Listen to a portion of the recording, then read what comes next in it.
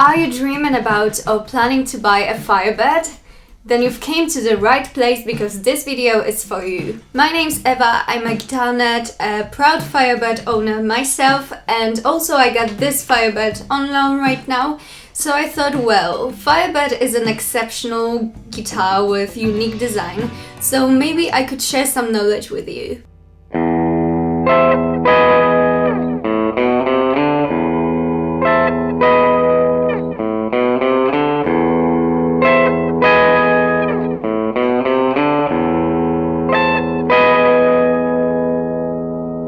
So let's get back in time and start with a little bit of history about this model. In the 1960s, Gibson sought to compete with Fender by introducing new solid body electric guitars. Fender had been successfully targeting the younger generation of musicians, doing so with interesting body designs, bold and bright custom colors, and a broad array of creative marketing techniques. Inspired by the booming automobile industry, Gibson hired a car designer, Ray Dietrich, in 1962 to create a fresh line of guitars. Dietrich's expertise led to the development of Firebird and Thunderbird models, featuring unique designs and custom colors reminiscent of popular cars. Introduced in 1963, the series marked Gibson's first neck-through body design. Having an asymmetrical shape with mahogany neck extending through the whole body,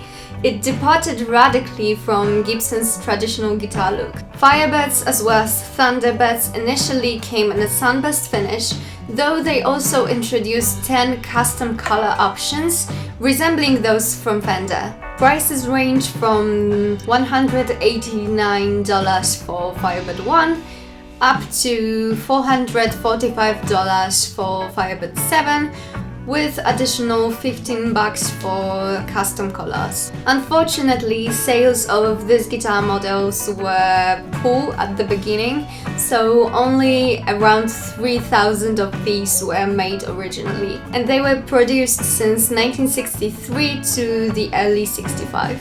In early 1965, the original Firebird began to transition and the so-called non-reverse Firebird was introduced, but more about it later.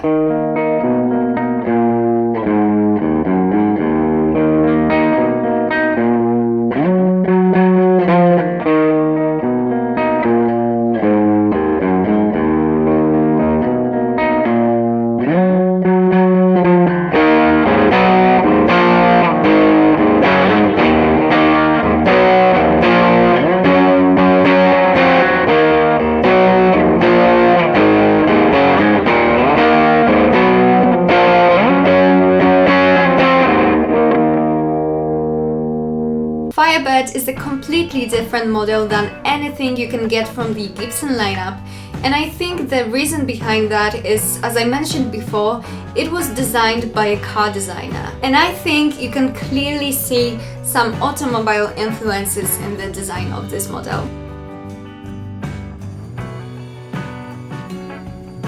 It is also the first Gibson model with the neck-through design. It basically means that the neck and the body are one piece of wood. So, the headstock, the long neck, and this middle part, marked by the ridge, is one big piece of wood, with these wings being glued to the sides. Overall, you need to know that Firebird is practically the opposite of a guitar that's comfortable to play, at least for me, but I know that many people agree with me on that. If you've never played a Firebird, you probably don't know how big this guitar is, and as you can see, it's hard to fit this in the frame. Also, everything in this guitar is kind of shifted to the left.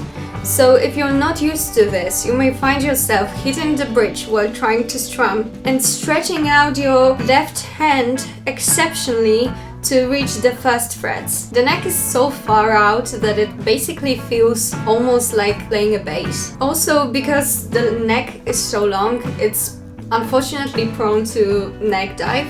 and the chunky banjo tunage on the headstock certainly aren't helping with that. Because all of these features I mentioned, Firebird is certainly one of the least comfortable guitars I've ever played, especially when sitting down and especially when you're a pretty small human just like me. But even though it's not really comfortable, the unique design and unique pickups also are definitely a reward. So talking about the pickups, I think they're one of the most important things about the design of this model. Many people confuse them with mini humbuckers because they look like them, and I even made that mistake as well. These are completely different pickups though, pickups that were specifically designed for this model. Firebird pickups are unique and don't sound like anything else, and that's what I love the most in this model.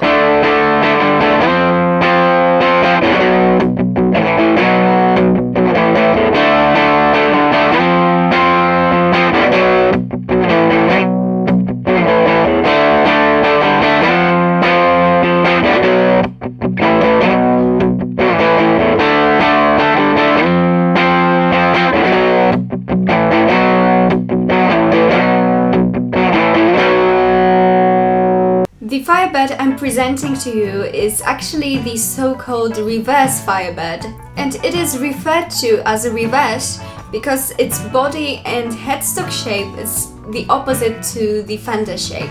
It debuted in 1963, and in 1965 the so-called non-reverse Firebird was introduced, which, as you can guess, is more similar to the common and traditional guitar shapes. The Firebird series offered various versions with different specs and features. From the single pickup Firebird 1 to the top-of-the-line Firebird 7, these guitars offered a range of options, and the key differences between them were the number of pickups, the binding on the neck, and the choice of bridge.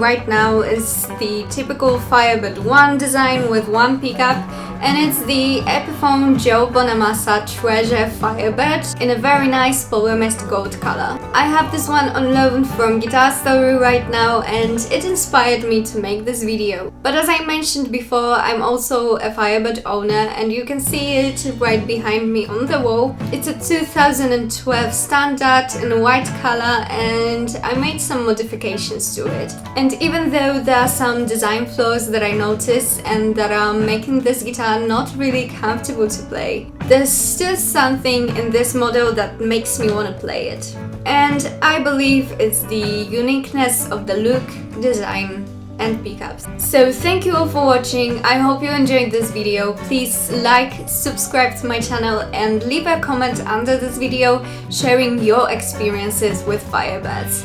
See you next time. Bye!